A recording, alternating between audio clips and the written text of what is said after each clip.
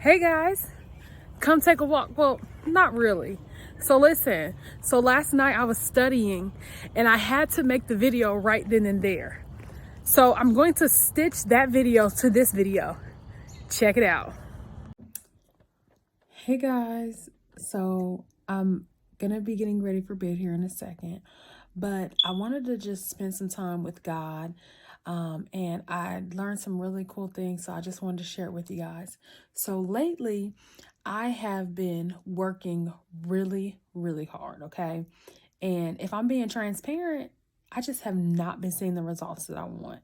And like today and over the past few days, I found myself like on this emotional roller coaster. Like some moments I'm up, some moments I'm down. And I felt burnt. I'm starting to feel burnt out and starting to feel stuck. And I'm like, okay, I'm going to spend some time with God. You know, I can definitely use some extra time with God today. And just, Lord, I need you to speak to me.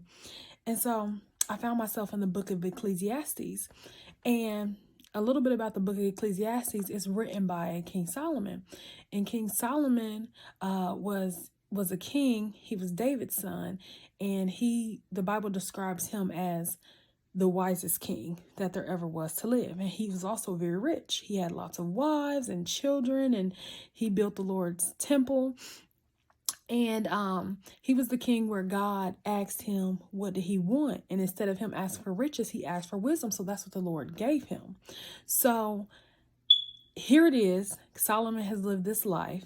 He's married foreign women, and they pretty much had him worshiping their God, which drug his heart away from God, the true living God. And he, in the book of Ecclesiastes, he's at the end of his life. And he's basically just reflecting, and he's telling people like, hey, apart from God, there is no peace, no true joy. There is no true fulfillment. And so now I'm getting to the part where this ties back into me working really hard. So in the Bible, and I'm going to read it directly to you how it says, when human knowledge ignores God, it only highlights problems because it can't provide answers without God's eternal perspective and solution.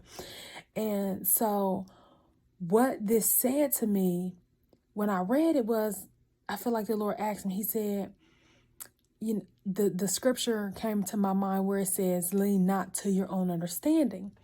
And I feel like the Lord asked me, he said, Andrea, whose understanding have you been leaning to?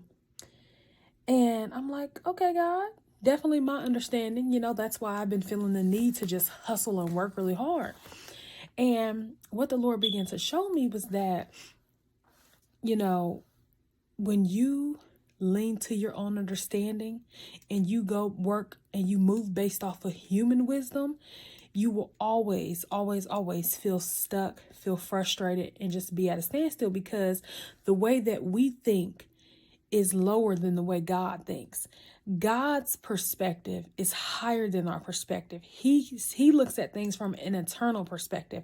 We look at things from a here and now perspective. And there's actually a scripture in Isaiah that came to mind as I was reading that. And that scripture basically says that, for my thoughts are not your thoughts, and your ways are not my ways, declares the Lord. As the heavens are higher than the earth, so are my ways higher than your ways, and my thoughts your thoughts. And that's in Isaiah 55. So when we work and move according to our human knowledge, we have knowledge, but we don't have revelation.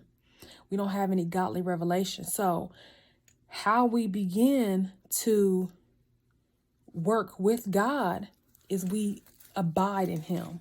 And we abide in him by spending time in his word and getting to know him. And that's where we truly can find fulfillment. And I'm not talking about fulfillment in things or accomplishments or accolades or awards. I'm talking about true godly fulfillment, our souls being happy, our souls being content. So I just want to share that with somebody. I encourage you to get in your word and spend some time with the Lord.